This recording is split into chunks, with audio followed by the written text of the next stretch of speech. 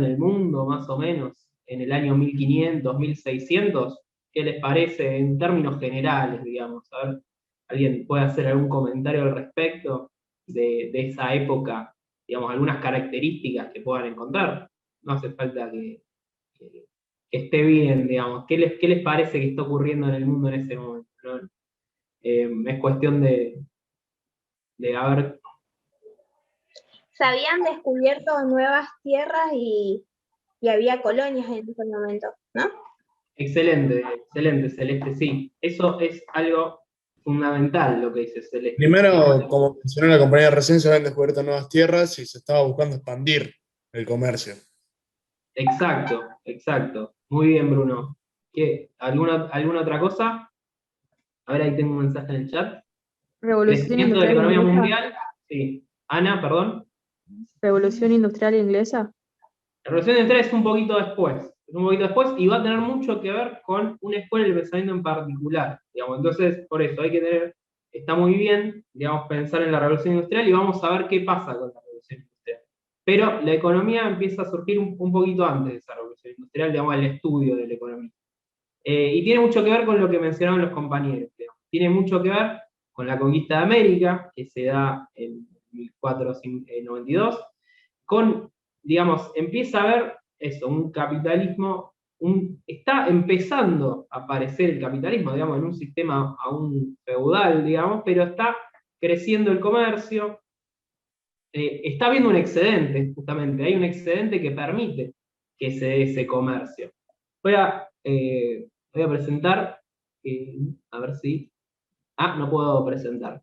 Paula, ¿me das autorización para presentar? Bueno, seguimos con esto, ¿no? Entonces, ¿qué está pasando? Está surgiendo, hay un excedente que empieza a haber, digamos, las economías justamente dejan de ser tan de subsistencia y empieza a haber un crecimiento, empieza a haber colonias, hay, digamos, gran cantidad de recursos que se empiezan a comerciar y empieza a surgir esto, digamos, el comercio de mercancías, digamos. Entonces, en ese marco, justamente, empiezan a hacerse ciertas preguntas. Las primeras preguntas que se hacen, digamos, los estudiosos de la época, son dos puntualmente, que son las dos que, o se pueden, no es que son dos, pero se pueden centralizar en dos grandes preguntas, ¿no? Una es, ¿cómo se crea la riqueza? Digamos, ¿cómo se crea la riqueza que, digamos, que son las teorías del valor, van a pasar a ser? Y la otra pregunta, así general, que se empieza a hacer, digamos, los pensadores de la época es, ¿cómo se distribuye, o mejor dicho, por qué la riqueza se distribuye de la manera en que se distribuye? Suena un poco como un trabalenguas, pero ¿por qué la riqueza se distribuye así? Sería la pregunta. Ahí ya puedo presentar, bien, buenísimo. Ahí lo voy a, ahí va. Entonces, decíamos, les decía Paula al principio, la bibliografía, bueno, el texto que ustedes tuvieron para hacer el trabajo es el texto de Augusto Comiso, que es muy sólido teóricamente y es como el apunte que usamos en la cátedra, pero además, digamos, Mochoni Becker puede aportar, porque el Augusto Comiso empieza desde las escuelas clásicas, entonces empieza un poquito después, entonces Mochoni y Becker pueden aportar esa parte anterior, donde están las escuelas anteriores a las clásicas, que son la corriente mercantilista y la fisiocracia. Entonces decíamos, bueno, en el contexto que surge la economía política es este, ¿no? Digamos, ahí está la conquista de América, empiezan a surgir los estados nacionales, y hay un crecimiento del intercambio mercantil ante un mayor excedente económico. Que mucho tiene que ver con esto que decían ustedes, ¿no? Con estas nuevas tierras descubiertas. Y también está la libertad de contratación, digamos, el sistema feudal empezaba a permitir, digamos, ese incipiente capitalismo empezaba a aparecer, y empezaba a aparecer la libertad de contratación, que no se permitía en el sistema feudal. Entonces, bueno, esto que les decía, ¿no? Busca dar respuesta a estos nuevos procesos, cómo se crea la riqueza, no hace falta que tomen nota de esto porque se las mandamos a las diapositivas después, así que no hace falta que tomen nota puntualmente de lo que dice la diapositiva, ¿no? ¿Cómo se crea la riqueza? Es decir, las teorías de valor, y por qué la riqueza creada se distribuye de la manera en que se distribuye, que son las teorías de la distribución y las teorías de los precios. Bien, aquellos que, por lo que estuve viendo en los trabajos, algunos, como bien dice el texto de Comiso, que empieza a hablar desde la escuela clásica, muchos, naturalmente, empezaron hablando de Dan A. Smith y de Ricardo. Pero algunos de los trabajos, por lo que pude ver, incluyeron también la corriente mercantilista. Aquellos que le incluyeron, ¿me pueden decir un poco en qué contexto surge la escuela mercantilista, que era una de las preguntas que tenían en el trabajo? De vuelta, si no incluyeron la escuela la corriente mercantilista, no. Sí. Siglo XVII y siglo XVIII en Europa. Exactamente, 1600, 1700. ¿Qué está sucediendo en Europa en ese momento? Bueno, un poco lo que veníamos diciendo, ¿no? ¿Cuál es el contexto de Europa en ese momento? Cambios políticos, económicos, sociales y religiosos. Exacto, es una época de grandes cambios. Bueno, a ver, hay un capitalismo que empieza a estar en formación, ¿no? Y este comercio, una expansión geográfica de Occidente, digamos, hablaban ustedes mismos muy bien de las colonias. Y este mercado capitalismo mercantil que está surgiendo, busca la necesidad de, digamos, tener una moneda para poder, digamos, realizar transacciones, y empieza a ser el oro y la plata digamos, lo que se utiliza para estas transacciones, ¿no? Por otro lado, bueno, empiezan las compañías mercantiles, digamos, en América y en Oriente, en busca de especias, digamos. Y bueno, esto que decíamos, el surgimiento de los Estados-naciones, también da la necesidad de fuerzas militares, digamos, para los propios estados, y hay necesidad de financiamiento, ¿no? Porque las fuerzas militares, justamente, son fuerzas que no producen en general, sino que justamente son, digamos, tienen que ser mantenidas y tiene que haber un financiamiento. Entonces tiene que haber un excedente para que se pueda, digamos, financiar a estas fuerzas militares. Entonces, en este contexto, que es un poco también el contexto que describíamos antes, digamos, mundial, en este contexto surge el mercantilismo. El mercantilismo no es una escuela del pensamiento económico, no está considerado una escuela del pensamiento económico, sino que más bien son recomendaciones de políticas, digamos. ¿Quiénes son los mercantilistas? Bueno, los consejeros de los estados europeos, y son sus recomendaciones de políticas, de cómo cada nación tenía que actuar, son las bases de esta corriente mercantilista. Es decir, no es algo que surge de la academia, ni tiene grandes referentes, sino que son justamente los consejeros de cada nación quienes forman parte de estas corrientes. Y como decíamos, una de las preguntas era, la economía surge para contestar a dos preguntas. ¿Sí? Una era, ¿cómo se crea la riqueza? Bueno, ellos, digamos, la idea mercantilista es que la riqueza se crea a través del comercio, justamente estamos hablando de un capitalismo mercantil, y que el objetivo, digamos, de este comercio era poder acumular metales, oro y plata, básicamente, digamos, comprando barato y vendiendo caro. Vamos a hablar más adelante de lo que es la balanza comercial, digamos, en la unidad 2. Esto tiene que ver con lo que un país vende y un país compra, digamos, de las interacciones económicas entre los habitantes de un país y el resto del mundo. Bueno, vamos a ver que los mercantilistas lo que querían es que, bueno, justamente haya, digamos, ingrese más oro y plata de la que salga, digamos. De esa manera poder mantener, digamos, lo que lo llamaría hoy en día, digamos, un superávit comercial, digamos, y de esa manera poder acumular oro. ¿Por qué se buscaba acumular oro? Bueno, por lo que decíamos recién, digamos, es un capitalismo comercial, aparte, digamos, hay una cuestión geopolítica importante, que es que en Europa no hay minas de metales preciosos, digamos, sino que la mayoría estaban en América o en África. Entonces hay una cuestión también geopolítica ahí de recursos necesariamente de ir a las colonias. Entonces, bueno, así empieza a surgir el mercantilismo. Estas son las recomendaciones. Y para aquellos que hayan incluido los mercantilistas en el trabajo, digamos, ¿alguien me puede decir cuál es el papel del Estado en esta...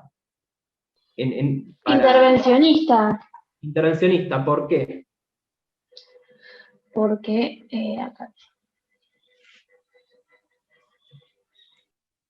¿Por qué les parece, en base a lo que venimos diciendo, que el Estado tiene que intervenir en la economía según los mercantilistas?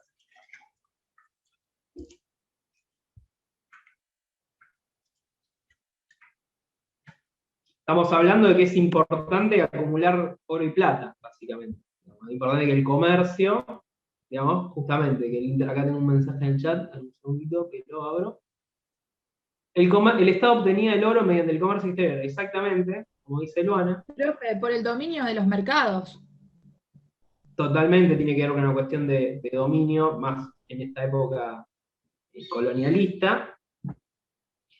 Bien, sí, un poco lo que dicen ustedes, ¿no? El papel del Estado es proteccionista, ¿por qué? Bueno, justamente, bueno, aparte de que era importante, digamos, si se dejaba el libre comercio, por ejemplo, librado al libre comercio, podía ser que las importaciones, digamos, lo que un Estado compra, sea mayor que las exportaciones, es decir, lo que un Estado vende. Entonces, ¿qué pasaría ahí? Se perdería oro para pagarle a las importaciones. Entonces, eso no podía ser una alternativa. Podemos dejar librado al mercado. Si queremos acumular oro y plata, no podemos dejar esto librado al mercado. ¿Por qué? Justamente, el mercado podía llevar a que se use oro y plata para comprar cosas que los estados así de ese momento, digamos, no consideran importantes en pos de digamos, esta cuestión. También dictaba disposiciones para fomentar la prosperidad nacional y bueno, esto es lo que pusimos en el trabajo con las compañeras y concedía privilegios a comerciantes para nuevos mercados. Bueno, eso último que decís, las dos son correctas por supuesto, pero esto último que decís es muy importante porque justamente estamos hablando de un capitalismo que estaba yendo a América o a Oriente a buscar especias, digamos, y por eso al darle privilegios a ciertos comerciantes para que poder, justamente lo que dice ahí abajo, establecer monopolios y monopsonios comerciales, digamos, establecer estas compañías, grandes compañías de comercio, fomentadas por el Estado justamente para poder seguir el crecimiento de este capitalismo mercantil, estos nuevos mercados que estamos buscando, y siempre controlados del Estado en cuanto a, digamos, cuánto se vende, cuánto se compra. A ver. Igual muy bien no le salió después, porque las colonias estaban intervenidas, tenían los monopolios comerciales y empezó el contrabando.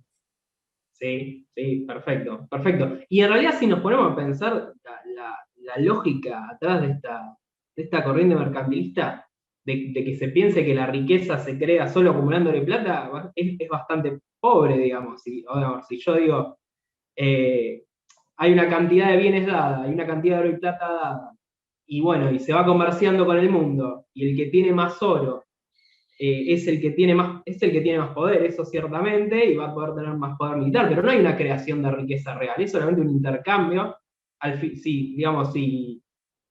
Un profesor de la cátedra siempre decía, bueno, hagamos un ejercicio, vamos a dar una cantidad de dinero y una cantidad de bienes, y ustedes vayan rotando, comprando, vendiendo, y rotando esa cantidad de bienes.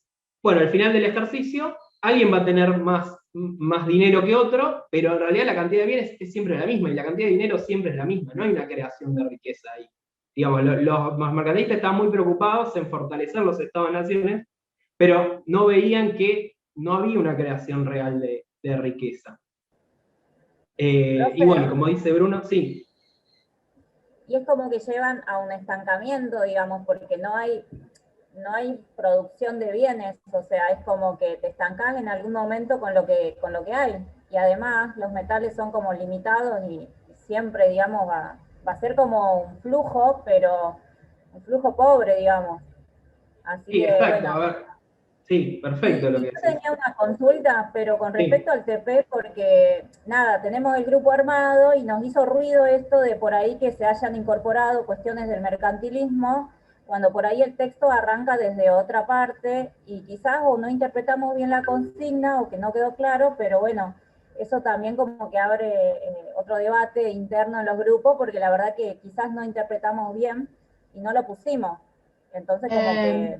No, está bien, eso que había dicho Voy antes. a hablar yo, sí, lo dije al principio de la clase y les pido disculpas en la consigna que puse en el trabajo práctico, yo lo puse como ficha lo de comiso, por eso les decía que para poder resolver eso, en el encuentro asincrónico que hablamos de este tema, además de que vamos a subir este encuentro sincrónico y las filminas de Ian, están las otras fichas. En general, ustedes miren las dos cosas, porque yo ahí me quedé tranquila porque había puesto las 3 fichas para que puedan resolver el práctico, y en la consigna del práctico, por error mío, no les puse el texto para que pudieran ver mercantilista, la corriente mercantilista y fisiocrática, que es la que vamos a ver después con Ian ahora en unos minutos. gracias, profe, gracias. Claro, exacto. En sí, no se preocupen por no haber incluido los mercantilistas y los fisiócratas, porque, bueno, justamente en el texto de comiso no están. Pero bueno, no obstante, nosotros la clase la empezamos desde, digamos, desde una cuestión histórica, incluyendo estas secuelas. Pero no se preocupen los que no la incluyen. Entonces, bueno, como bien decía Noelia, no se estaba mirando mucho la producción y se estaba mirando más el flujo. Es exactamente así. Entonces ahí aparece, digamos, puntualmente en Francia, la escuela fisiócrata. La escuela fisiócrata justamente surge en Francia más aproximadamente en 1750. ¿Alguien me puede un poco dar el contexto histórico de esa Francia de 1750, del mundo en general? Nada, decía que en Francia las actividades industriales muestran un desarrollo más lento y acotado, y que ellos creían que el campo iba a ser quien iba a hacer rica a toda la sociedad. Bien, Francia era una Francia todavía bastante feudal, digamos, bastante agraria. Digamos, había un predominio agrario todavía, que sé que, como decía la compañera al principio, todavía la revolución industrial no había pasado, y bueno, que aparte se da en Inglaterra. Todavía tampoco había sido la Revolución Francesa, puntualmente, ya que estamos en Francia, ¿no? Entonces, había un capitalismo más agrario, digamos, las relaciones de producción que más... que estaban más afianzadas era la del terrateniente y, digamos, los que trabajaban la tierra. Eso era un poco lo que... Y los descubrimientos tenían que ver con esto, ¿no? Con las nuevas técnicas de producción agrícola. Bueno, se estaba dando el cercamiento de los campos, esto después lo vamos a dar con más profundidad en la unidad 3 cuando hablemos de acumulación originaria, pero tiene que ver justamente con, digamos, el feudalismo, había campos comunes, digamos, y bueno, se estaba dando este proceso de cercamiento de campos que es complejo, ¿no? Entonces, en ese contexto, en un capitalismo mucho más agrícola, surge la escuela fisiócrata. La escuela fisiócrata, bueno, tiene como exponentes a Quesnay y a Turgot. Digamos, básicamente se vuelve a preguntar esto, ¿no? Digamos, esta es la pregunta recurrente, por eso dije un poco al principio, bueno, van a venir a responder una pregunta, que es, digamos, ¿cómo se crea la riqueza? ¿Cuál es la fuente de la riqueza? Y los fisiócratas llegan a la conclusión de que la riqueza viene dada por la naturaleza. Digamos, ¿por qué? Porque ellos decían, bueno, hay cierta, digamos, los artesanos, por ejemplo, lo que hacen es tomar algo que ya existe y venderlo y no hay riqueza creada. En cambio, la naturaleza, vos sembrás en la naturaleza y te da mucho más de lo que vos ponés, ¿no? Vos ponés una semilla y sale un cultivo. Entonces, ahí hay una creación de riqueza, decían los fisiócratas. Los artesanos, entonces, no crean riqueza, solamente toman algo que da la naturaleza, lo modifican y lo venden, pero no se crea riqueza. La riqueza viene de la naturaleza y es justamente el trabajo empleado en la naturaleza el que da valor. Justamente, discuten esto, ¿no? Que veníamos diciendo, los mercantilistas dicen, bueno, la riqueza está en el comercio, en tener oro y plata. Y un poco lo que dicen los fisiócratas es errada esa concepción. Tiene que ver con la producción, pero principalmente con la producción agrícola, digamos, no con la, justamente, qué era la industria de Francia en ese momento, los artesanos, digamos. No piensen en la industria de hoy en día, sino justamente piensen en ese contexto. Decían, bueno, los artesanos no crean valor. Son por ende una clase estéril. Están los terratenientes, que son los propietarios de la tierra. Está la clase productora, que son quienes trabajan justamente esa tierra. Después está la clase estéril, que lo único que hacen es circular la riqueza. La riqueza se crea acá, en la tierra, y se circula. Los artesanos solo la circulan. ¿Cuál es el papel del Estado? Les pregunto. ¿Cuáles creen o cuáles investigaron en el trabajo que es el papel del Estado para... ¿No intervencionista? ¿Cómo? ¿No intervencionista? No intervencionista. ¿Por qué? Porque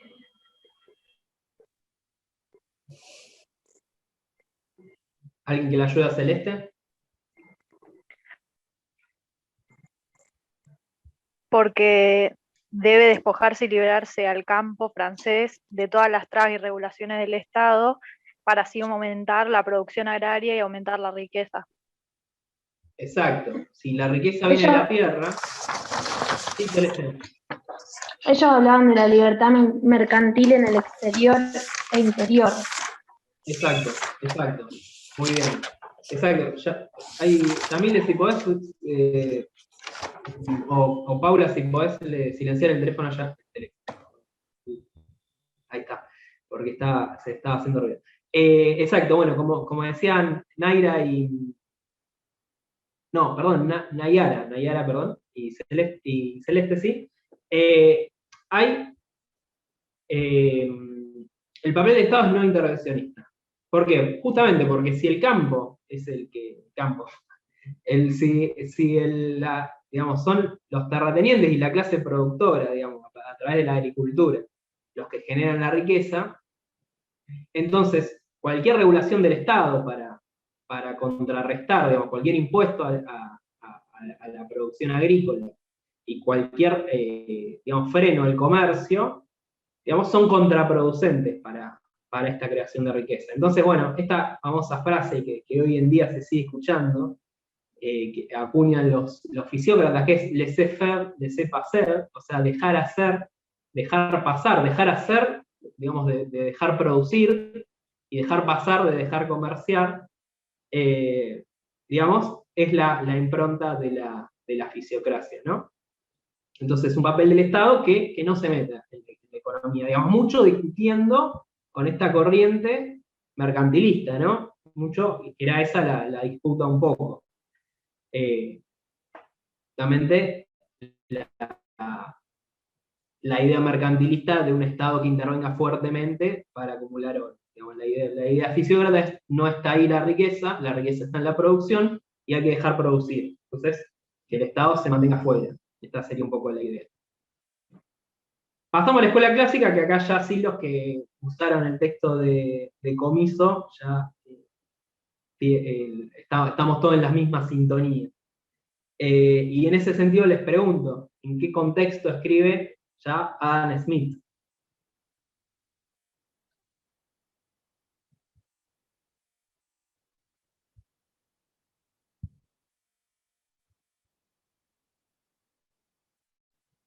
La revolución industrial. Camila dice la revolución industrial y va a hablar otra persona.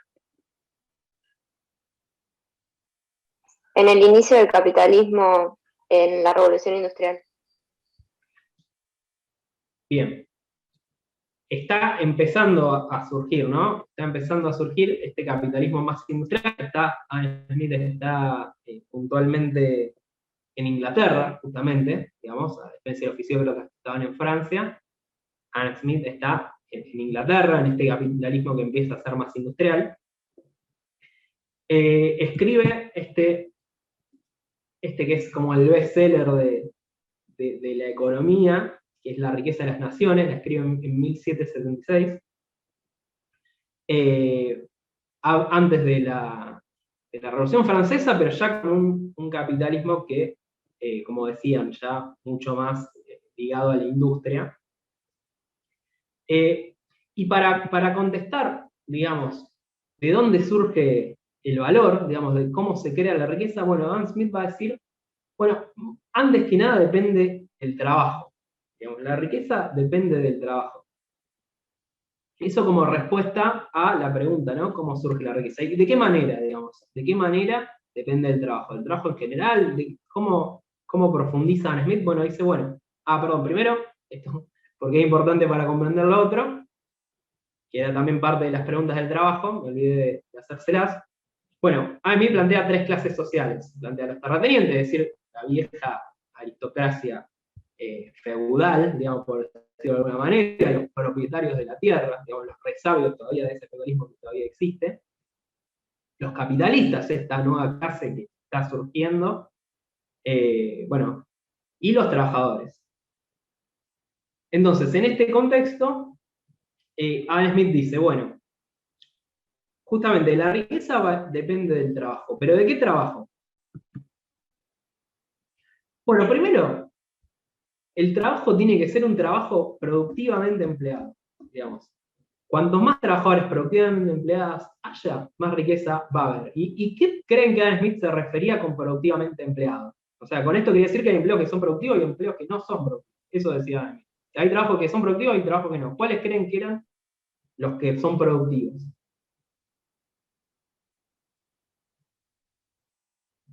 La empleada por la clase capitalista. La empleada por la clase capitalista, exactamente. A ver, hay 3 clases sociales. Los terratenientes tienen sus trabajadores, que son la servidumbre, básicamente. Los capitalistas también contratan trabajadores, que son justamente el obrero industrial. Entonces, hay un trabajo que es productivamente empleado, que es aquel empleado por los capitalistas, y hay un trabajo que no es productivamente empleado, que es aquel empleado por los terratenientes. Adam Smith veía la clase terrateniente, digamos, justamente como una clase que lo único que hacía era obtener la renta de la tierra y consumirla toda en bienes suntuarios, digamos, comprar cosas caras. Piensen, obviamente, en este paso del feudalismo al capitalismo en el que estamos, de los señores feudales, de la aristocracia.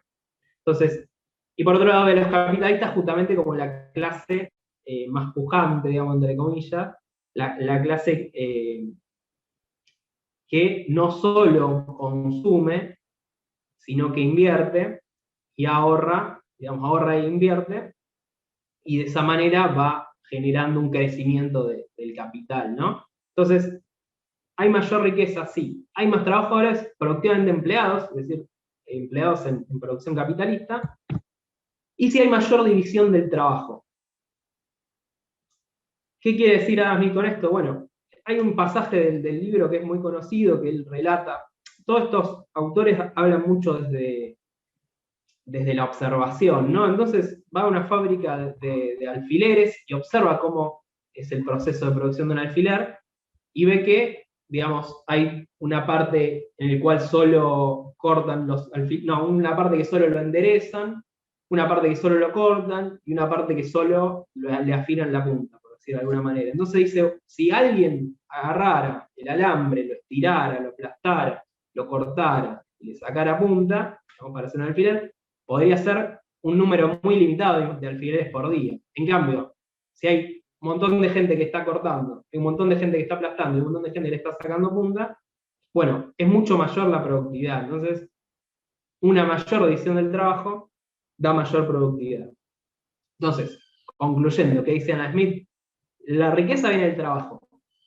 ¿De qué trabajo? Bueno, primero el que está empleado productivamente. Y segundo, cuanto más productividad haya, cuanto más productividad tenga ese trabajo, mayor va a ser la riqueza. Digamos, esto plantea Adam Smith en cuanto a la riqueza. Y, de vuelta a esto, la única clase que emplea productivamente es la capitalista. El terrateniente es un poco solo consume un consumo suntuario y no hace más que eso, no ahorra. Entonces, la clase que emplea productivamente es la capitalista. Y luego, Adam Smith entra un poco en una contradicción con esto, es un poco, es discutido, de hecho ahí Comiso lo explica, porque un poco Adam Smith dice, la riqueza viene del trabajo, pero cuando va a responder la otra pregunta, digamos, porque eso es de dónde viene la riqueza, y después cuando quiere responder la otra pregunta, que es por qué se distribuye de la manera en que se distribuye, ahí dice, bueno, en el capitalismo, dice Smith, todas las clases sociales generan cierto valor y participan de la distribución conforme a ella, lo cual es un poco contradictorio con lo que decía antes, sobre todo por la parte de los terratenientes, donde está diciendo, bueno, básicamente los terratenientes lo único que hacen es cobrar la renta y gastársela toda. Y después dice, no, bueno, pero la distribución tiene que ver con las clases sociales, tiene que ver con cómo generan valor y cómo participan en esa distribución. Entonces, si pensamos que los factores de la producción son la tierra, es decir, de la cual los terratenientes son dueños, es el trabajo, de la cual los trabajadores son dueños, y es el capital, de los cuales los capitalistas son dueños, bueno, cada factor da un derecho natural a una remuneración. Digamos, los terratenientes tendrán la renta, los trabajadores tendrán el salario, y los capitalistas tendrán la ganancia, que tiene que ver justamente con poder comprar las materias primas, con adelantar los salarios, con el riesgo, si se quiere, de empresario. Entonces, bueno, ahí, digamos, eso no están tan de la mano lo que dice sobre el valor con lo que dice sobre la distribución. Hace un poco de ruido. Pero, bueno, esa es la forma en que Smith responde, digamos, a cómo se distribuye la riqueza. Dice, bueno, el capitalismo, todos aportan, todas las clases aportan a la producción capitalista y tienen un derecho natural. Tiene un derecho natural, esa es la forma en que se distribuye la riqueza. ¿Cuál es el papel del Estado, les pregunto, para Adam Smith?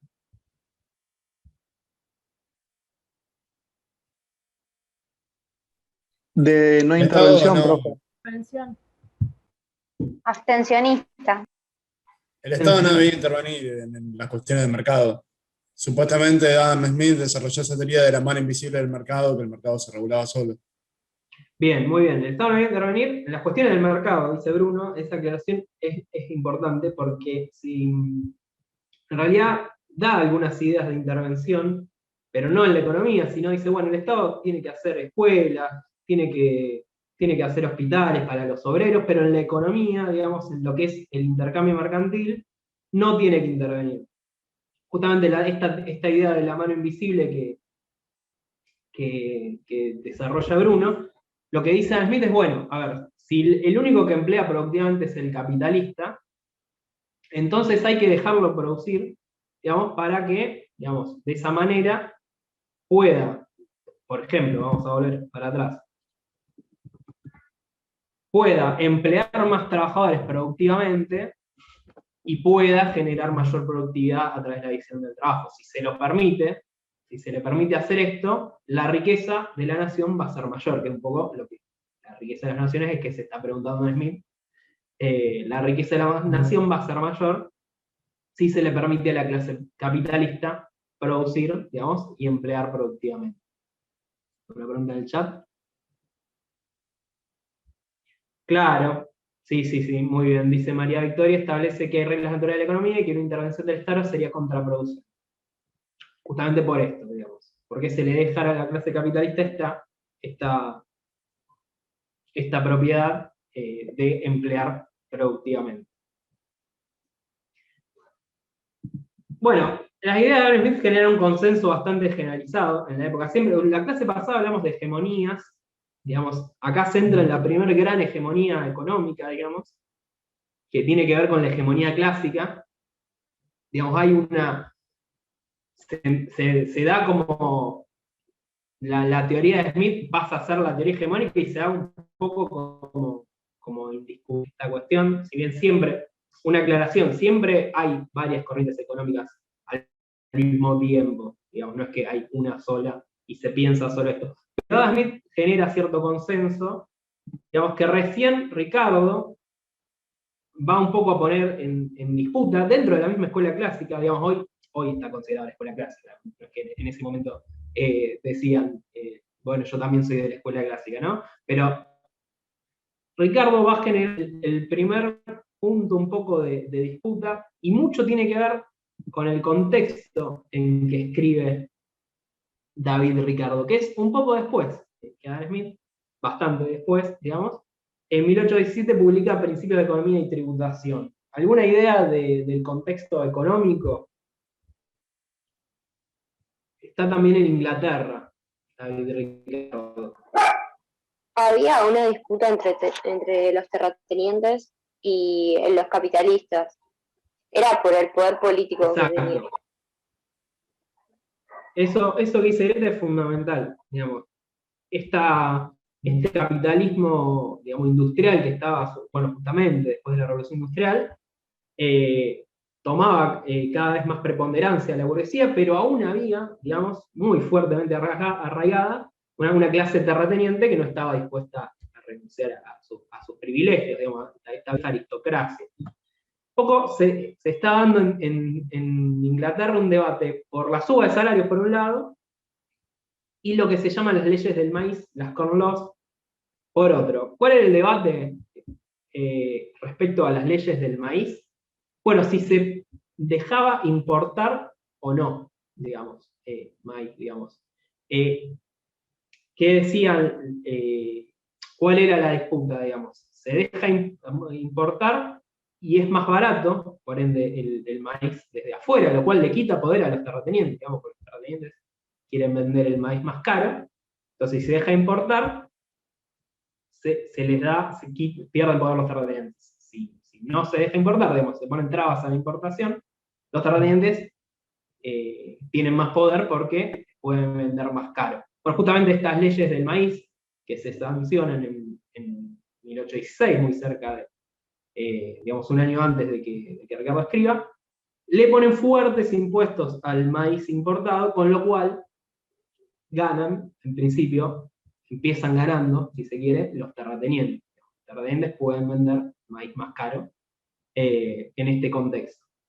Entonces, en ese contexto escribe Ricardo. ¿Y qué dice Ricardo? Bueno, dice, sí, el valor está en el trabajo, digamos, igual que Smith, pero hay una cuestión acá.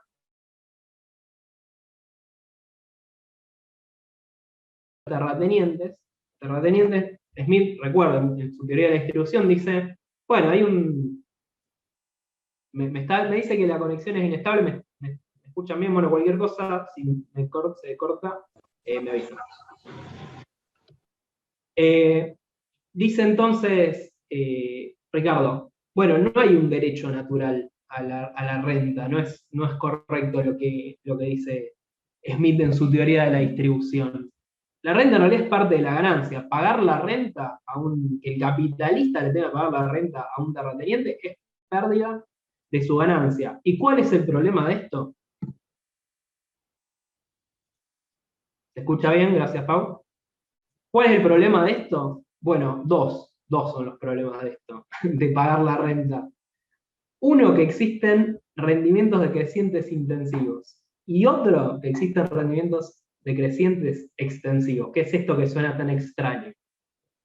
Bueno, puntualmente, los rendimientos decrecientes intensivos, esto lo podemos pensar con un ejemplo hoy en día. Supongamos que tengo personas empleadas en una parcela y, bueno, cada uno, digamos, hay 4 personas empleadas, digamos, y el producto, por ejemplo, que sacan es 100. Entonces, puedo decir de alguna manera que el producto individual sería 25 por persona. Si yo empiezo a agregar gente a esa parcela, 6, 8, 10 personas, ¿qué creen que va a suceder con la producción? No va a alcanzar. Bueno, va por ese lado. Puntualmente, a ver, llega un punto en el cual es contraproducente seguir agregando trabajadores. Digamos. Un trabajador más puede dar una mano con algo, otro con otra cosa, pero va a llegar a un punto que si la parcela es la misma, digamos, cada vez más trabajadores van a hacer que cada vez se produzca, que cada trabajador individualmente aporte menos, hasta un punto en el cual es hasta contraproducente. Ya tantos trabajadores, tal vez se produce incluso menos que al principio, que tenía solamente 4. Entonces, es un requerimiento decreciente intensivo. Y después hay otros rendimientos decrecientes que son extensivos, que tienen que ver con la disponibilidad de tierras. ¿Sí?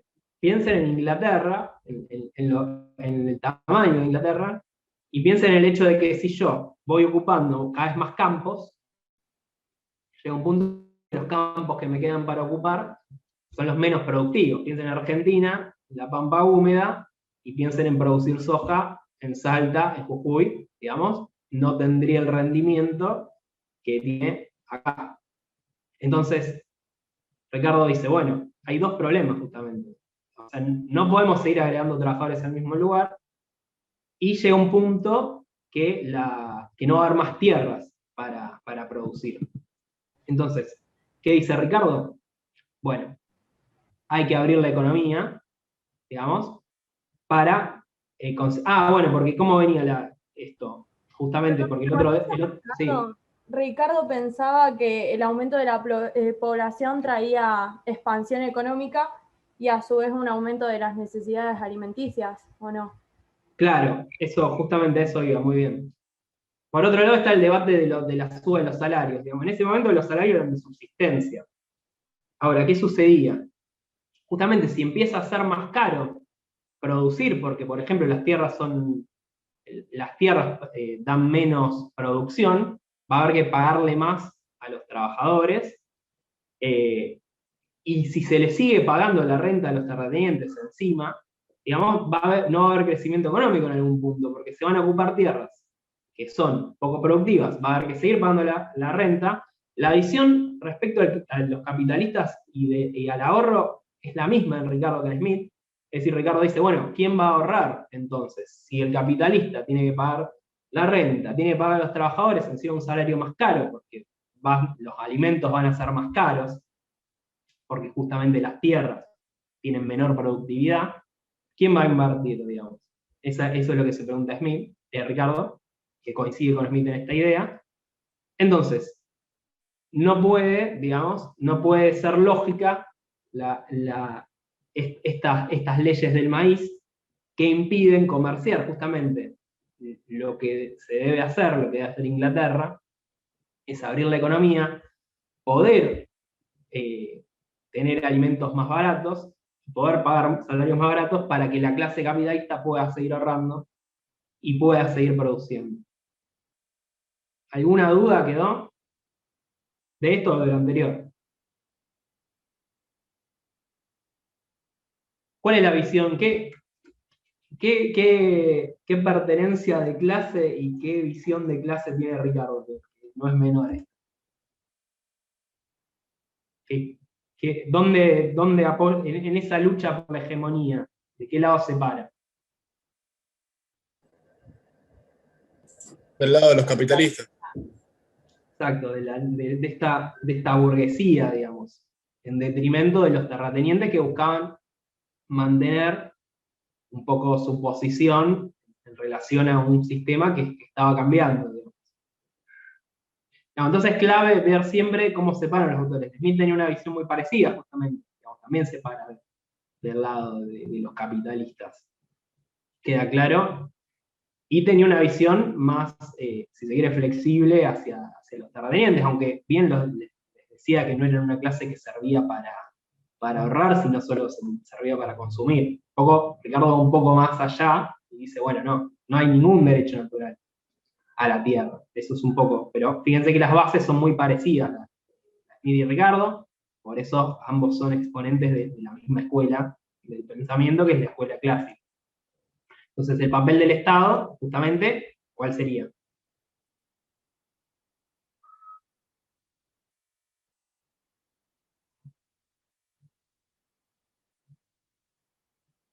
Tiene que salir solo eso, por más que no lo hayan leído. ¿Cuál les parece? Abstencionista. Claro, a ver, si el Estado me va a poner un impuesto a las importaciones que va a llevar a que se compren alimentos más caros, a que no se puedan pagar salarios, a que la economía, a que el capitalista no pueda ahorrar, no, el Estado tiene que derogar las leyes estas del maíz, por ejemplo. No tiene que poner un salario mínimo tampoco, porque así se puede pagar un salario más bajo y se puede seguir ahorrando y seguir creciendo. Entonces que el Estado de vuelta no se meta. De hecho, esta disputa teórica la termina ganando Ricardo, si se quiere, o esta visión, las leyes del maíz se terminan derogando, aunque 30 años más tarde, ¿no? Pero bueno, en esta lucha de la hegemonía, Smith y Ricardo van para el lado de esta nueva burguesía, en detrimento a los terratenientes. Y el Estado no interventor. ¿Alguna duda queda de esto? Las clases sociales para Ricardo son las mismas que para Smith, por las dudas, ¿no? Yo tengo una duda. Sí. Yo había leído en el texto que había una pequeña diferencia entre Smith y Ricardo, en donde Ricardo planteaba una escasa intervención del Estado con respecto a un interés público. No sé si eso está bien o a qué se refiere con eso. Claro, exactamente, digamos. ¿A qué se refiere con interés público?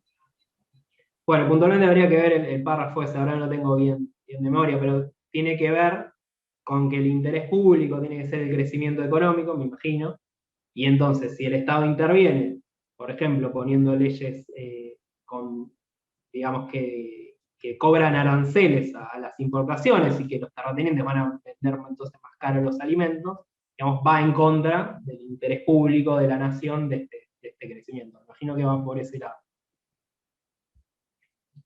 Bueno, años más tarde, con esta continuación de esta hegemonía clásica, aparece Marx también con una visión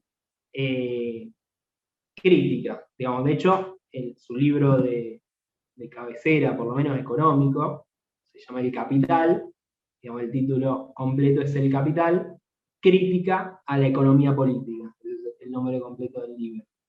Y lo escribe en 1867, o sea, unos 50 años más tarde de cuando escribe Ricardo.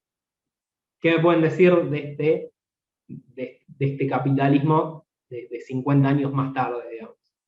A priori, ¿qué se les ocurre?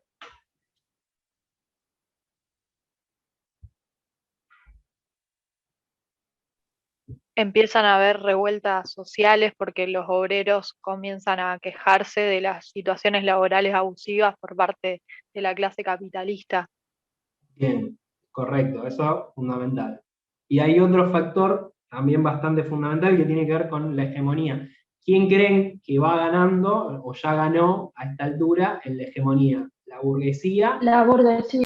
Claro, ya es indiscutible, digamos, indiscutible, digamos, justamente esta idea de hegemonía en la ciencia económica ya es indiscutible que es la burguesía. Tengo un mensaje en el chat.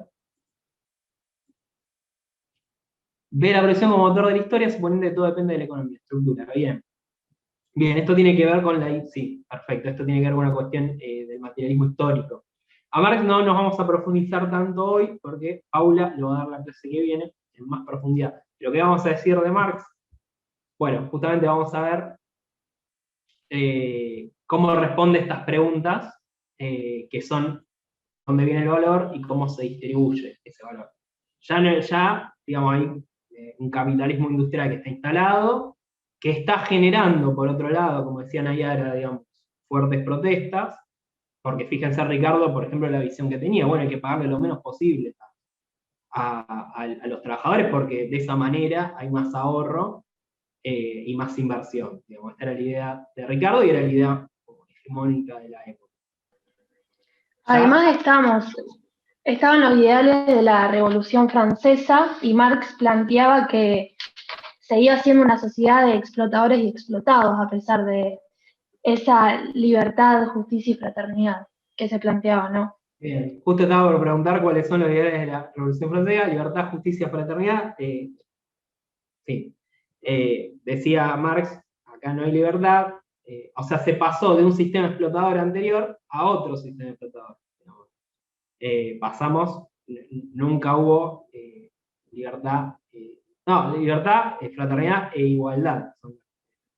Nunca, no está esa, no está esa igualdad, no hay una sociedad de iguales, no hay una sociedad fraterna, no hay una sociedad de libres, digamos, porque si hay alguien que está siendo explotado por otro, no existe tal libertad.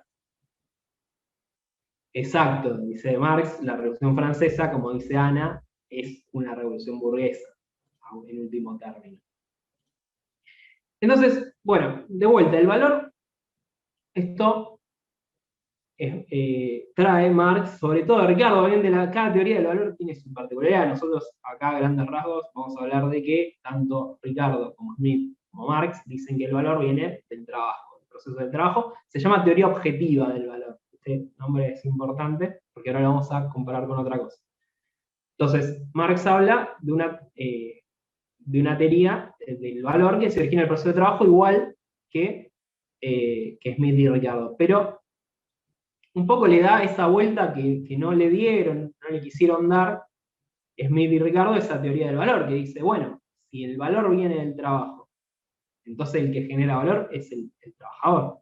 Ahí, que es un poco lo que Ricardo dijo, bueno, la burguesía, los terratenientes no tienen ningún derecho natural, digamos, entonces. Bueno, Marx va a decir, bueno, no solo los terratenientes no tienen ningún derecho natural, la burguesía tampoco tiene ningún derecho natural, porque el valor viene del trabajo, digamos, ¿no? ¿Por qué la distribución, por qué son esas las teorías de distribución, digamos, si el valor, estamos todos diciendo que viene del trabajo? Justamente, bien, como dice Ana, no nombran que hay una relación de explotación. Entonces dice, bueno, esto, ¿no? La distribución, la teoría de la distribución reinante, digamos, que está pensando, no está viendo que hay una explotación, digamos. ¿Por qué está la explotación? Bueno, porque en realidad, en primer lugar, el salario que se le paga a los trabajadores no remunera el trabajo en sí mismo, remunera la fuerza de trabajo. Esto de vuelta lo vamos a ver con más profundidad en la clase que viene.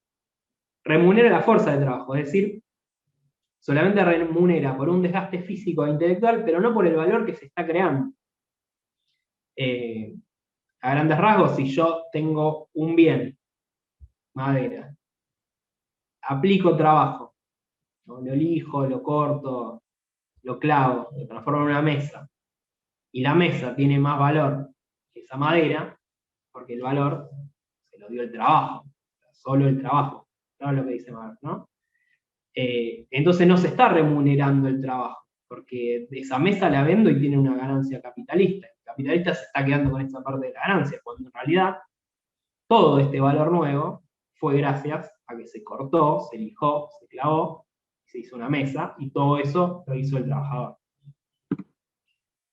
Entonces se está expropiando ilegítimamente al trabajador del producto de su trabajo.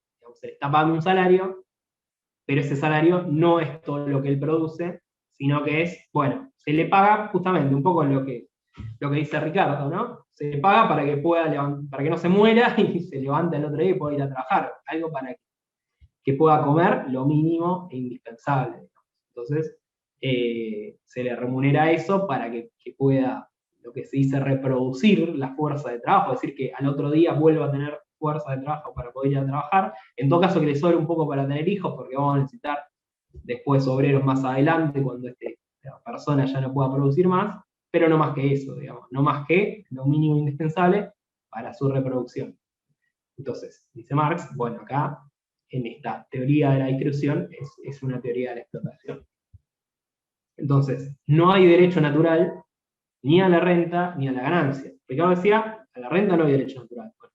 Marx va un poquito después. No hay tampoco derecho natural a la ganancia, entonces, si el valor viene del trabajo. A lo sumo, puede haber un derecho a recuperar el capital invertido. A ver, el capitalista adelantó salarios, compró materias primas, bueno, que del proceso productivo recupere eso, recupere la inversión, pero todo lo que produjo fue gracias al trabajo. Entonces, el valor viene del trabajo, y la forma en que se genera el proceso de trabajo es un proceso de explotación. Esto lo vamos a ver con más detenimiento en la clase que viene. Con respecto al Estado, pusimos ahí, digan qué papel tiene el Estado en cada una de las corrientes, excepto en Marx, porque es complejo, digamos. Marx justamente habla de un Estado capitalista que solamente responde a los intereses de la burguesía. Entonces, el papel del Estado justamente es responder, sancionar leyes o desancionar leyes que puedan responder a los intereses de la clase dominante de la época. Entonces el papel del Estado es solo poder, digamos, llevar a cabo todo esto, todo este proceso. ¿Alguna duda respecto a esto?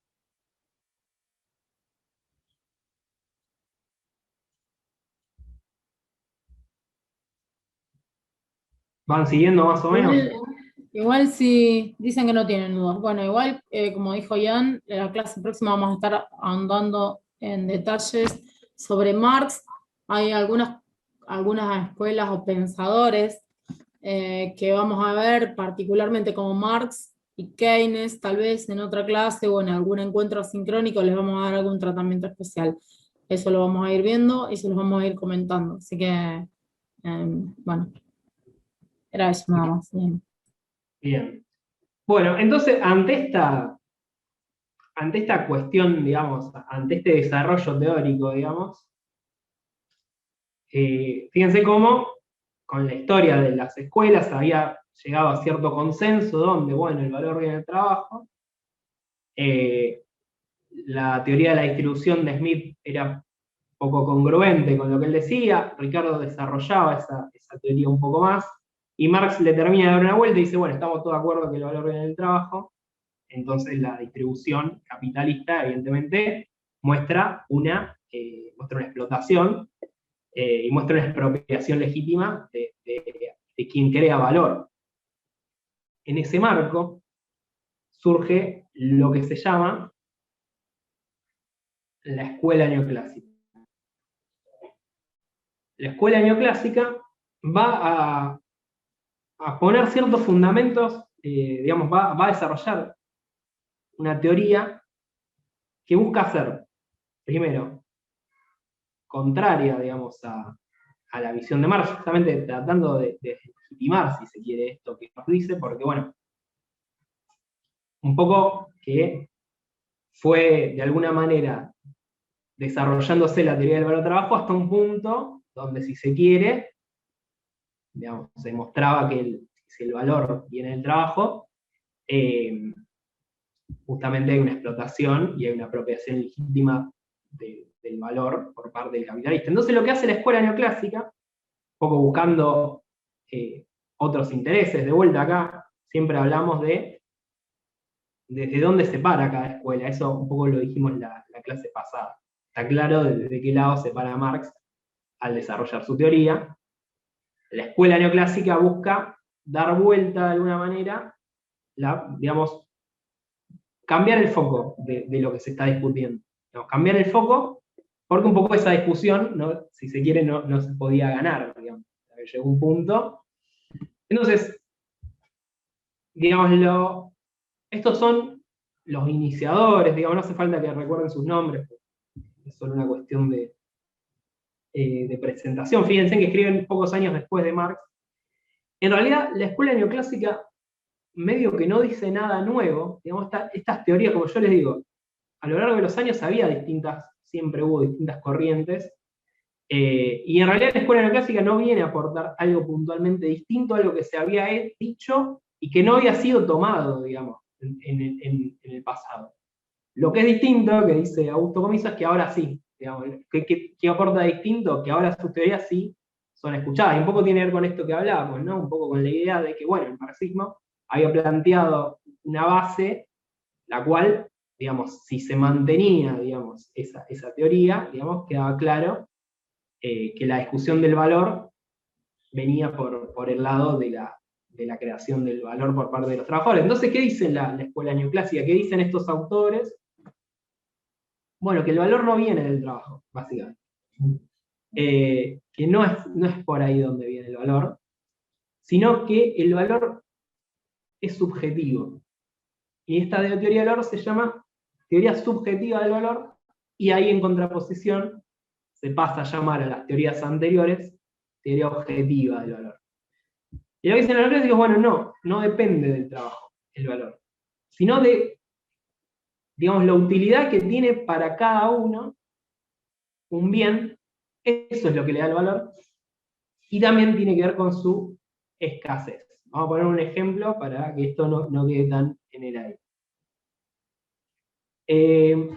Por ejemplo, si ustedes están en el parque, en estos días fueron al parque, lo están comiendo los mosquitos, por dar un ejemplo, ustedes a un repelente le van a dar mucho valor o poco valor. Mucho. Mucho valor. A ver, ahí en el chat. Muchísimo. Entonces, digamos, si pasa alguien vendiendo repelente y le quiere cobrar 300 pesos, un cosito así, el off chiquito crema, y si no queda otra, tal vez lo pague. Dice acá, Cristian, es como un vaso de agua en el desierto, justamente. Te van al desierto y le quieren vender un vaso de agua, probablemente le den mucho valor a ese vaso de agua. Pero, y acá entra la segunda parte, que dice, y la escasez, digamos. Si una vez que compraron el primer vaso de agua en el desierto, pagaron 300 pesos un vaso con agua, le dicen, bueno, tengo otro también por 300 pesos. Y ustedes van a decir, no, bueno, pará, no sé si ya te pago 300 pesos un segundo vaso. Si me lo dejas a 50, todavía algo de sed tengo, te lo puedo llegar a pagar, pero ya te voy a volver a pagar 300 pesos un vaso de agua. Eso es la utilidad marginal, ¿no? ¿Qué significa esto? Cuanto menos tenga de un bien, más más utilidad le voy a dar, y paulatinamente le voy a ir dando menos utilidad cada vez que consuma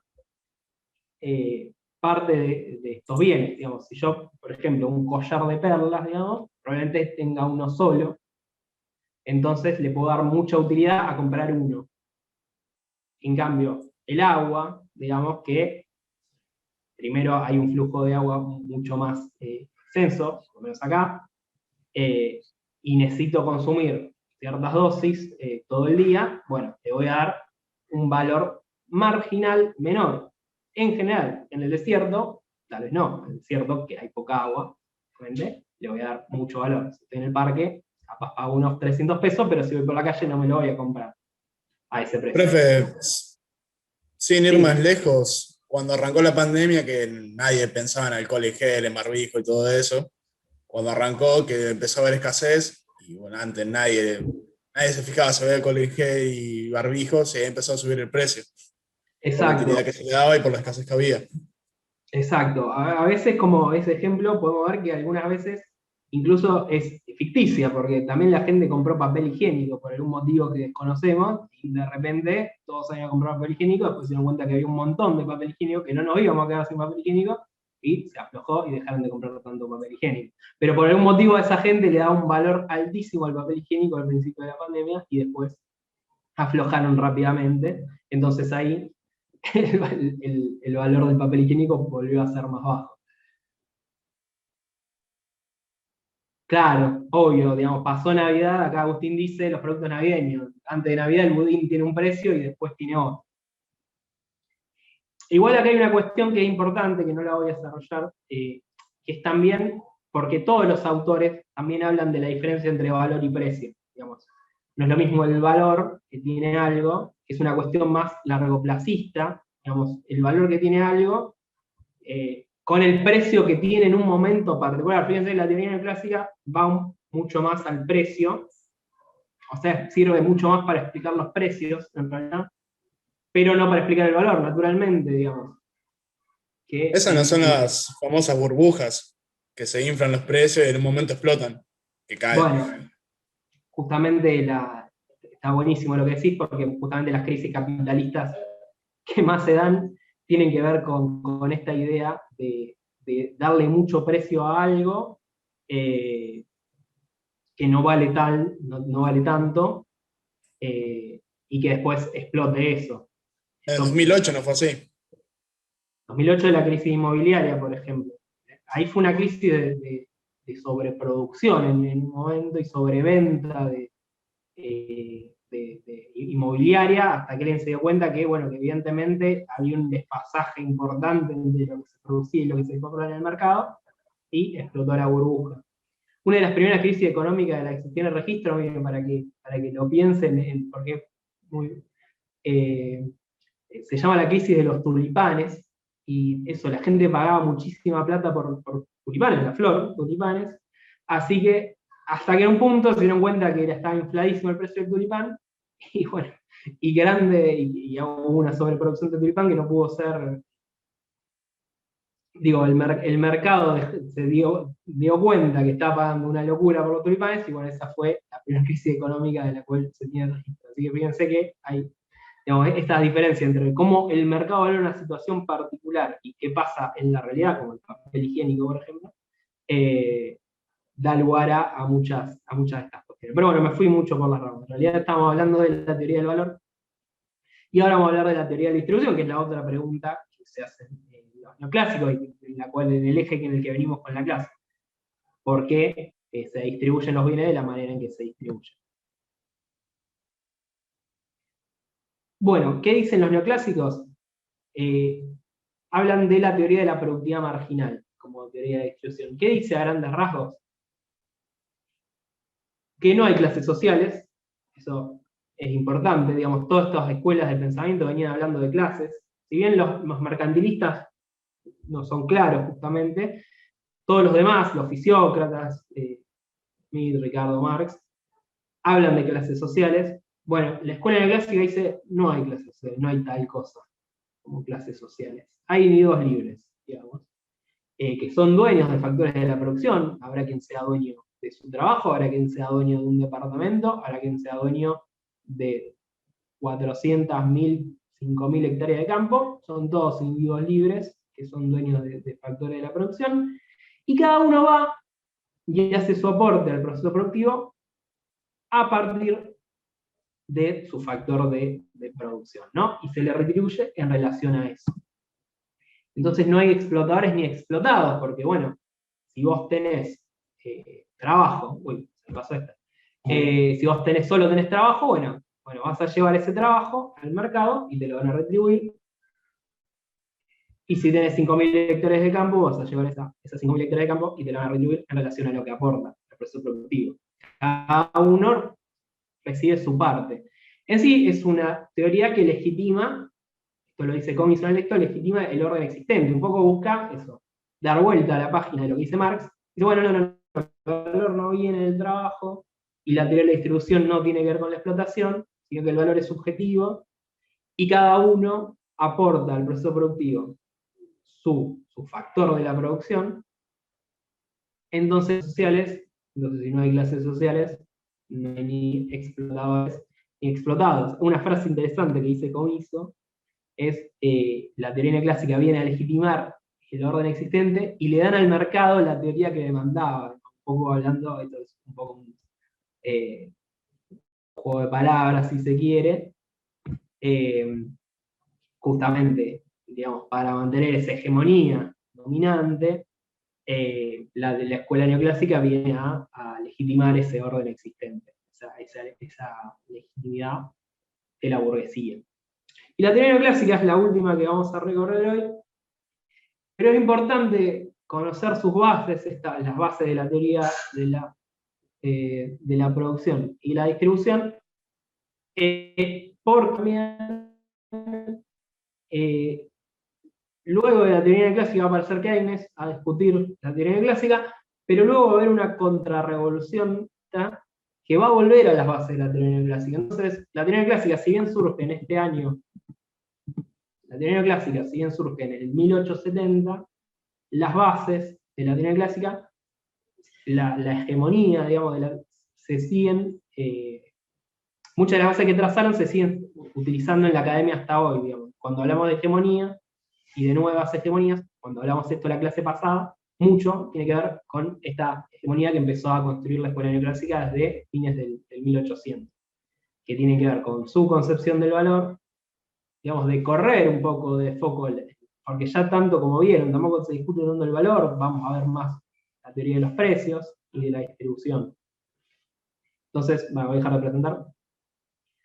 Entonces, un poco esta nueva hegemonía, que parte desde ese momento, también va a ser las bases de lo que va a ser la economía también a partir de 1970, digamos que tiene más que ver con una mayor preponderancia financiera, lo que se conoce como neoliberalismo, van a utilizar estas mismas bases que la escuela neoclásica. De todas maneras, lo vamos a ver con más profundidad para entender un poco más a Marx la clase que viene, y después vamos a ver a Keynes, que va a discutir a la escuela neoclásica, pero bueno, quería que quede claro esto.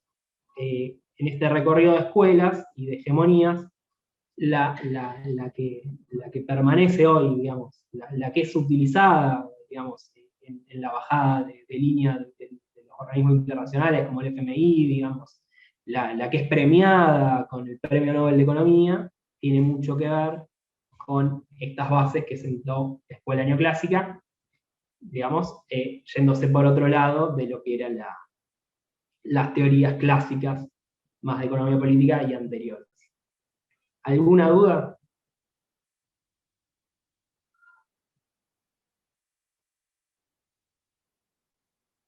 Bueno, este era el recorrido hasta hoy. No sé si les quedó alguna duda puntual de los trabajos, creo que fuimos repasando las preguntas que había en cada trabajo. Bueno, por las dudas, ¿cuál es el papel del Estado en la teoría neoclásica? Abstencionista. Abstencionista. Sí, no interventor. Sí, me gusta esa palabra. Nunca había utilizado esa palabra, pero abstencionista. Sí, bueno, que no intervenga en la economía, digamos, vuelve sobre esta idea clásica de la mano invisible. Por eso también nuevos clásicos, neoclásicos. Y bueno, clases sociales no hay, digamos, no hay, porque son todos individuos libres.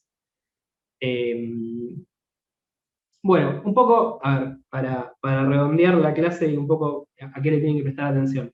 Los que solo leyeron el texto de comiso, tengan presente también el de Mochón y Becker, sobre todo al principio. Después, Mochón y Becker podría hacer un recorrido por otras escuelas que no les damos a prestar atención, como la nueva escuela clásica, o los monetaristas, que los vamos a mencionar, pero muy por arriba. Sobre todo en esa parte, piensen muy bien en los contextos en que escriben, ven como hoy le dimos mucha importancia al contexto, que tiene mucho que ver, y de qué lado se paran, digamos, a la hora de formular las teorías. Obviamente, bueno, el papel del Estado en cada una, y de las clases sociales hacen a la teoría en sí, digamos, todo lo que dicen, todo lo que desarrollan, después concluyen qué políticas hay que adoptar, digamos, esto es lo que... Entonces, justamente la política económica y la intervención del Estado, dale, no hay problema. La política económica y la intervención del Estado va a tener que ver con el desarrollo teórico que hace. Por eso un poco lo que le digo, ¿cuál es el papel del Estado en cada teoría? Bueno, eso sale solo, digamos, si se quiere, al entender la teoría, digamos, si está diciendo que no hay que ponerle impuesto a los granos, porque de esa manera, Ricardo está diciendo que no hay que poner impuesto a los granos, porque va a ser más caro los granos y vamos a tener que subir el salario y no va a poder haber ganancia capitalista. ¿Para qué ahorre? Bueno, está claro que el papel del Estado tiene que ser no intervenir. Bueno, no sé si queda alguna duda. Si no sé, Paula, si quieres agregar algo. No, solo agradecerte, Ian, y felicitarte por la clase, estuvo muy buena. Y bueno, invitarlos a encontrarnos el próximo miércoles, donde vamos a estar hablando de Marx, como decía Ian. Vamos a estar hablando de Marx más que hoy. Bueno, ustedes ya tienen como una idea porque resolvieron el práctico. También agradecerles a ustedes que se pusieron las pilas y resolvieron el práctico. Por ahí, bueno, si llegan a tener alguna duda, nos pueden ir dejando ahí en la parte práctica qué dudas se les haya planteado. Básicamente el único error inicial que había era esto de de Mochoni Becker, que no se los pusimos justo en la consigna. Repasen eso o repasen esta clase que está perfecta y que tiene en detalle todo lo que les va a servir a ustedes para ir viendo. Un poco la idea del práctico tenía que ver con eso, con que ustedes pudieran ver las clases sociales, el rol del Estado, el contexto, todo lo que fue desarrollando mi coequiper en la clase de hoy. El próximo encuentro sincrónico va a ser el miércoles, pero el lunes vamos a estar dejándoles un encuentro asincrónico en el cual subiremos material y temática, seguramente, sobre la clase que vamos a desarrollar el miércoles para que ustedes puedan ir iniciando alguna lectura. La semana pasada nos dimos cuenta que por ahí, cuando hay trabajos prácticos que ustedes tienen que entregar, como fue el caso de esta clase, vamos a publicarlo con posterioridad al miércoles, o sea, en general un día viernes, que aunque no haya clase, vamos a estar subiéndoles las consignas y esas cosas. Pero si no, bueno, cuando terminemos esta unidad también tenemos algunas guías de lectura sobre los temas que estamos dando, sobre los temas que dimos en la clase pasada, esta clase y la próxima, pero para no abarrotarlos de lecturas y de trabajos, por ahora los vamos a dejar tranquilos. Después sí les vamos a ir dando las guías de lectura. Esas guías de lectura, si a ustedes les parece, las podemos ir publicando en la parte práctica y ustedes las responden, pero no van a tener una calificación y tienen más el propósito para nosotros que ustedes puedan seguir esas preguntas para ir comprendiendo, ir leyendo las guías, de una guía de lectura simplemente, para ir leyendo las fichas que nosotros les damos y finalmente, bueno, ir descubriendo si tienen dudas y qué sé yo, sin perjuicio de que nosotros en estos encuentros sincrónicos vamos a estar siempre tratando de abordar todos los temas que ustedes tengan que estudiar para desmenuzarlos y que les resulten más fáciles de comprender. Ahí Blas decía que tiene una duda respecto a los grupos, si te querés mutear. Y si alguien no tiene grupo, porque ahí alguien había escrito en el Classroom que no tenía grupo, no sé si está acá ahora, pero de última, si son varios que no tienen grupo, podrían armar un grupo ahora en este momento. No sé si Blas, si tu consulta viene por ese lado, pero bueno, te escuchamos. Justamente no tengo grupo. Bueno, ¿alguien más no tiene grupo, aparte de Blas, digamos que esté acá? Si no, también, bueno, Franco, bien, ahí, bueno. Vamos a hacer un pedido a las personas que están manejando el grupo de WhatsApp, en el cual no participamos ya ni yo, que lo pongan acá en el chat ahora el link del grupo, si puede ser, para que se agreguen estas personas que no están, y de paso recordarles, no sé si es tan simétrico o no, pero bueno, recordarles que toda la información que estamos compartiendo con ustedes está en el Classroom, y si no se incorporaron al Classroom, yo en el chat les voy a dejar ahí Hay mucha gente acá que no se incorporó al Classroom ya. Por ejemplo, todas estas personas que no están en grupos probablemente no sepan que existe el Classroom. Por las dudas, les vamos a dejar acá. Eso es muy importante lo que dice Paula. El Classroom es donde, digamos, por donde nosotros nos comunicamos y donde se suben los encuentros asincrónicos. Así que, si alguien no está en Classroom, bien, Franco, bueno, para Franco y para los que no saben, existe un Google Classroom que es... sí, pero ¿por qué eso? No, porque no... yo eso se me escapa un poco, Paula, por ahí tenés más idea de los libres. El tema de los libres, yo lo fui hablando... Para seguir la clase, que tengan grupos, digamos. Sobre todo por una cuestión de la forma en que abordamos las clases y que les va a ser mucho más útil a la hora de rendir, aunque rindan libre, digamos. Así que yo te sugiero que sí. Ahí Rocío deja antes lo que dice Franco, es importante que o te bajes la app que se llama Google Classroom al celular, o bien que entres desde la compu, cuando entras a cualquier aplicación de Google como Gmail, te vas a abrir un menú de aplicaciones que está a la derecha, que tiene varios cuadraditos, y ahí está Classroom. Ahí pones unirte a una nueva clase y pones esta clave de acceso que puso Paula, que bueno, esa que pueden leer. Eso es importante. Y bueno, si no, métanse en el grupo de WhatsApp, donde igual nosotros no estamos, pero bueno, si le sirve para armar los grupos. Acá ya 4 personas dijeron que no tienen grupo, así que bien se pueden poner los 4 de acuerdo y tener un grupo, porque los grupos son de a 4, así que sería buenísimo que Blas, que Franco, que Lara y que Eli se pongan de acuerdo y hagan un grupo para tener de ahora en adelante. Bueno, eso, esas 2 cosas. El grupo de WhatsApp y, bueno, fundamental que entren al Classroom. Eso es fundamental porque de ahí se anuncian las cosas. Ahora, Paula, si no me equivoco, este link que vos le mandaste hoy para la clase es el que vamos a usar siempre en Zoom, ¿no? Sí, eso era lo último que quería decirles. El link que les mandé para la clase de hoy, si ustedes quieren y es más dinámico, lo vuelvo a publicar cada día antes de la clase, como hoy, 1 hora antes más o menos.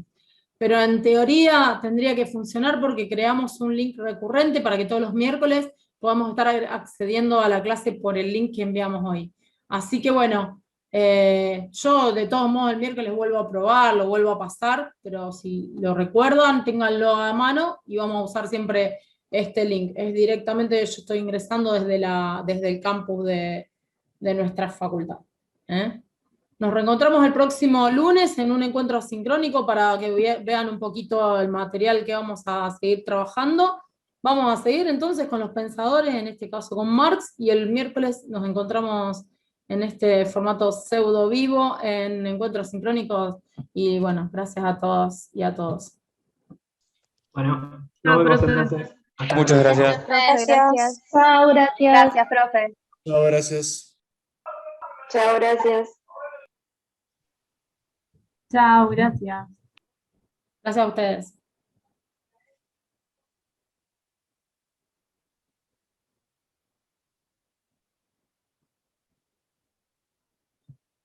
Bueno, Franco, si no te hace, Ana sigue ahí, Franco, si no te agregan, escribilo en el Classroom, de última, así, por si alguien no llegó a tomar nota. Igual acá hay un par de personas que pueden haber tomado nota de tu número.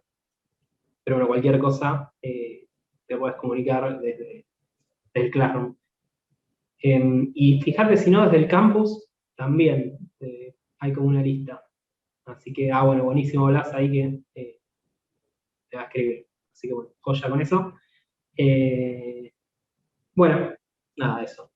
Nos vemos entonces el próximo miércoles. Por lo pronto, el lunes, recuerden que los lunes vamos a subir desde el Classroom encuentros sincrónicos. Así que bueno, nos vemos hasta el miércoles.